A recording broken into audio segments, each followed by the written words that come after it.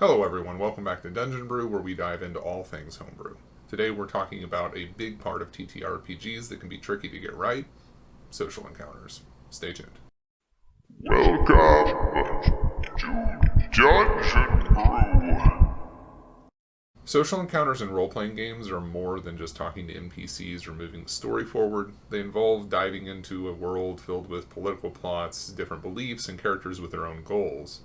These interactions might have you negotiating with the city mayor or uncovering secrets from a mysterious stranger, but it's not only about the world around the players, it's also about how their characters make decisions and develop their own stories through conversations and choices. Sometimes players think social interactions in TTRPGs are just about getting a quest, finishing it, and getting a reward, or they expect every interaction to be super emotional and personal, which isn't always realistic.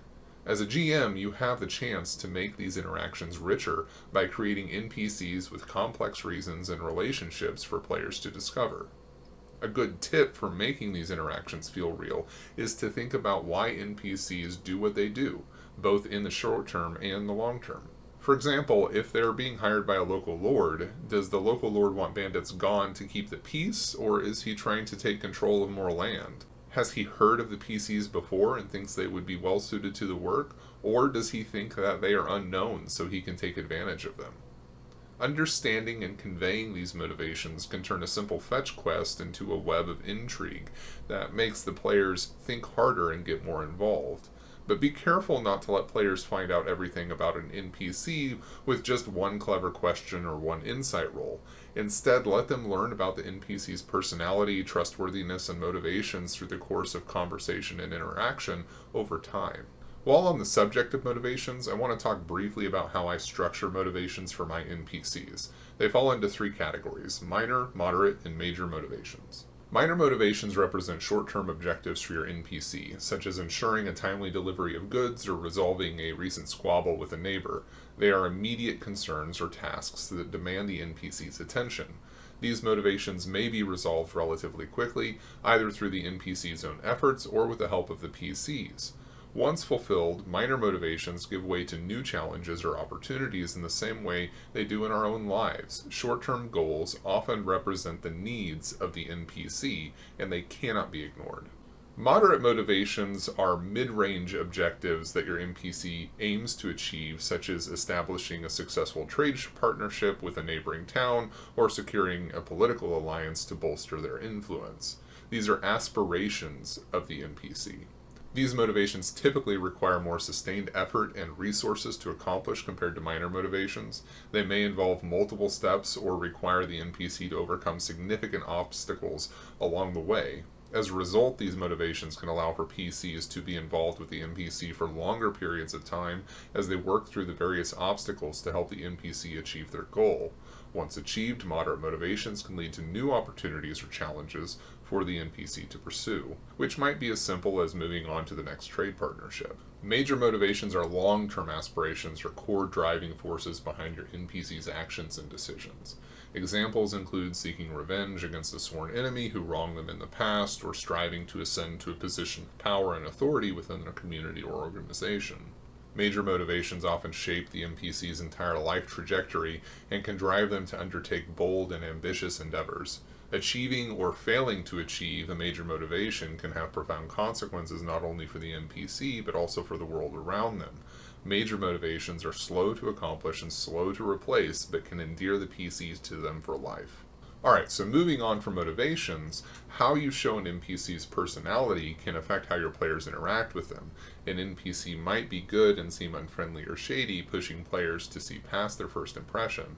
This adds depth to social encounters, encouraging players to probe further and not take things at face value. A good example of this would be Aragorn in The Lord of the Rings. However, it is not always bad to allow tropes and archetypes to play out from time to time, because it can be relieving for the players to engage on a social level with somebody who is as they expect them to be, and having every NPC flipped 180 degrees can create its own trope within your games, or just become tiresome for your players. That being said, social encounters should matter. They should give players chances to affect the game world through their actions and decisions. This could mean that a meaningful social encounter could alter the outcome of a political feud or decide the fate of a faction. Decisions in social encounters should feel impactful, with potential consequences and rewards that ripple throughout the campaign. Allow social encounters in the first tier of play to have long-lasting consequences for good or ill for later tiers. However, you should try to avoid creating slippery slopes where a mistake in a social encounter creates chaos. Strive for realistic cause and effect that follows logical and reasonable outcomes. To encourage players to engage in social encounters, it's crucial to reward them appropriately. This can be through tangible in-game benefits like gaining allies, earning titles, or acquiring important information that can help them on personal quests. For example, doing well in a tough negotiation could earn a character, a noble title, or unique alliances that provide support in future battles. Gifts are also not uncommon, and they don't need to be magical items. Give the PC a mount or a pet or even an insignia that just announces their successes. I also strive to point out successes outside of the game itself, pointing out that a player roleplayed something well and that there was only a slim chance of success or getting the information necessary. It's important to reinforce the player as well as the character whenever possible. In addition to all of these things, you can also use systems like reputation points or influence meters to show players how well they're doing in social situations. Just like they enjoy seeing their characters level up or gain skills, reputation can be a way for players to see their progress. I do have a set of reputation rules, and if you're interested, I can look into making a future video and releasing these rules for free on the Dungeon Brew Patreon, just like we do with everything else. Creating social encounters involves more than just scripting interactions. It requires developing a living world where NPCs have their own agendas and where players' choices have real consequences. This approach not only enhances the depth of your campaign, but also makes it more engaging and memorable for your players. Thanks for watching Dungeon Brew. If you enjoyed the video, don't forget to subscribe, like, hit the notification bell, and leave a comment. These things help us to grow the channel so that we can continue to create content.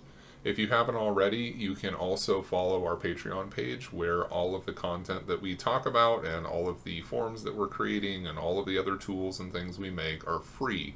You just need to head over to the link and subscribe. Dungeon Brew.